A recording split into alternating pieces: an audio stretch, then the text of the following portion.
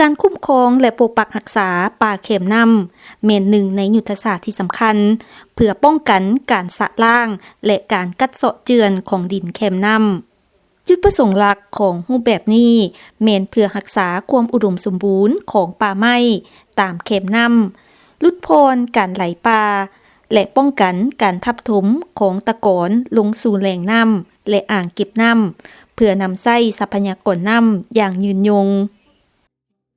สภาพป่าเข็มน้ำสังเกตเห็นปัจจุบันก็คือว่ามีน้อยเนาะแล้วก็มีการนำใช้ดินนี่แคมน้ำจำน้ำเลยเนาะที่ว่าโดยบ่ได้จงพื้นที่ดังกล่าวนั้นเป็นเขตป้องกันการสอดเจือนสภาพป่าเทียบใส่เมื่อก่อนก็ถือว่ามีความแตกต่างกันที่สุดจากที่เคยมีต้นไม้เนาะป้องกันการสอดเจือนมาฮอดปัจจุบันก็เฮ็ดว่าวางเปล่าแล้วก็มีน้อยลดน้อยถอยลงโดยที่ว่าความสำคัญของการรักษาป่าเข็มน้ำนี้มันเป็นสิ่งที่ว่าจำเป็นเนาะแล้วก็สำคัญที่สุด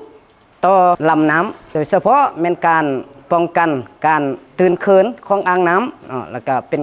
การป้องกันบรรดาตะกอนสารเคมีที่ว่าจากการทำการผลิตของประชาชนนี่ลงสู่แม่น้ำดังนั้นเนาะที่ว่าเห็นได้ความสำคัญดังกล่าวนี้การคุ้มครองการปกปักรักษาป่าเข็มน้ำนี้จึงจำเป็นและมีผลประโยชน์ต่อการดำรงชีวิตของพ่อแม่ประชาชนที่นำใช้ดินอยู่ในเขตดังกล่าวนั้นเพื่อให้การจัดตั้งปฏิบัติเวียกงานคุ้มครองป่าเข็มน้ำดำเนินไปอย่างมีประสิทธิภาพโครงการได้กำหนดแนวทางการปฏิบัติออกเป็น5ขั้นตอนอย่างละเอียดคือดังนี้ขั้นตอนที่1การกำหนดและสร้างแผนที่เริ่มต้นด้วยการกำหนดและสร้างแผนที่เขตป่าป้องกันเข็มน้ำโดยนำใช้แผนวาดการนำใช้ที่ดินและป่าไม้เพื่อระบุขอบเขตเนื้อที่ให้จะแจ้งพร้อมทั้งเก็บกำข้อมูลจำนวนครอบครัวที่กำลังนำใช้ที่ดินในเขตดังกล่าวอย่างละเอียดขั้นตอนที่2การสร้างแผนการคุ้มครองแบบมีส่วนร่วมขั้นตอนต่อมาแม่นการสร้างแผนการคุ้มครองและปกปักรักษาแบบมีส่วนร่วมโดยมีการเก็บกำข้อมูลสภาพการนำใช้ที่ดินของประชาชนแบ่งออกเป็น3ภาคส่วนหลักคือภาคส่วนบุคคลนิติบุคคลและการจัดตั้งนำใช้ข้อมูลเหล่านี้จะรวบรวมเอาทั้งเอกสารสิทธินำใช้ที่ดินเป้าหมายการนำใช้และผลกระทบที่อาจเกิดขึ้นขั้นตอนที่3การรับรองแผนการเมื่อสร้างแผนการคุ้มครองสำเร็จแล้วจะเข้าสู่ขั้นตอนการรับรองแผนการแบบมีส่วนร่วมการยั่งยืนความพร้อมในการจัดตั้งปฏิบัติกิจกรรมฟื้นฟูและปกปักรักษาในขั้นตอนต่อไปขั้นตอนที่4การปฏิบัติแผนการตัวจริงในขั้นตอนการปฏิบัติจะมีการติดตั้งป้ายและปักหลักหมายเขตคุ้มครองป่าเข็มน้ำให้ชัดเจนพร้อมทั้งสร้างและเผยแพร่ระเบียบการคุ้มครองให้ประชาชนรับรู้อย่างทั่วถึงนอกจากนี้ยังมีการเฮ็ดสัญญากับบุคคลและองค์การที่นำใช้ที่ดินเพื่อรับประกันการปฏิบัติตามแผนการอย่างเป็นระบบขั้นตอนที่5การกวดกาและติดตามผลขั้นตอนสุดท้ายแม่นการติดตามและกวดกาผล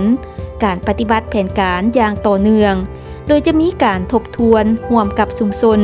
เพื่อประเมินความคืบหน้าและปรับปรุงแนวทางการคุ้มครองให้แท้เหมาะกับสภาพตัวจริงในแต่ละระยะ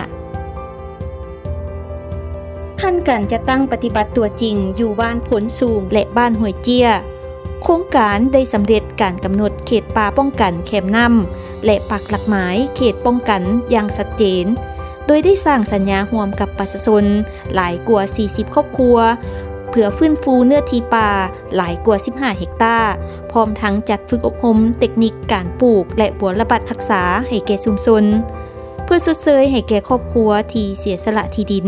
โครงการได้สนองอุปกรณ์การผลิตเช่นเดียวกัน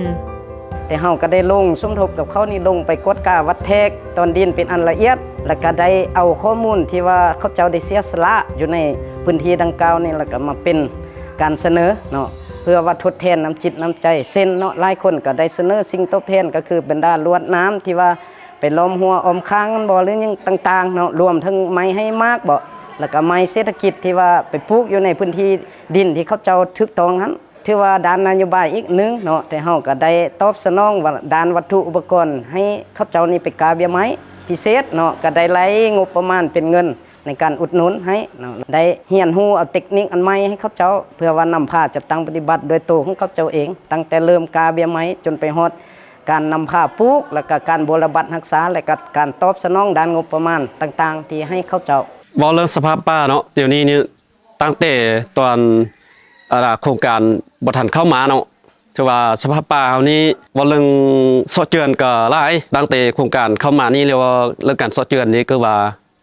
ลดผ่อนแล้วก็เรื่องป่าไม้ก็ถือว่าแนะนำให้ประชาชนเนาะเขาทางก็บ่ตะกี้นี่ทางจำแคมน้ำมันซะแต่ว่าเดี๋ยวนี้นี่เพิ่นก็จงไม้30เมตรลงมาหาแคมน้ำโครงการเพิ่นเนาะตั้งแต่เริ่มลงมานี่เพิ่นโครงการเพิ่นก็มีอันช่วยนับแต่อุปกรณ์การกาเบี้ยเนาะ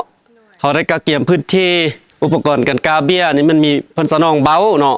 เบากันกาเบี้ยไม้หั่นแล้วก็อุปกรณ์อันน่ะเป็นจกเป็นสวนเหล็กน้ำล้อมหัวน่ะเพื่อว่าเพิ่นมาช่วยหมดบอกให้ประชาชนเนาะนับแต่นี้ไปหั่นน่ะเพราะว่าเฮาอันน่ะบ่ฮือทางเพราะว่าเฮารักษาไว้แต่ละส่วนหญ้าแต่ละบ่อนเนาะ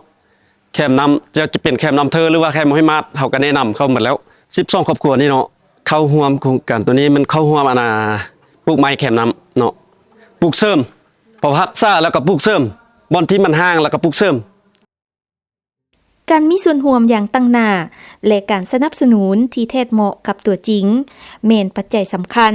ที่เฮ็ดให้การคุ้มครองป่าแคมน้ำมีความยืนยงสามารถป้องกันการเสาะเจือนของดินและรักษาแหล่งน้ำไว้สมไส้อย่างยืนยง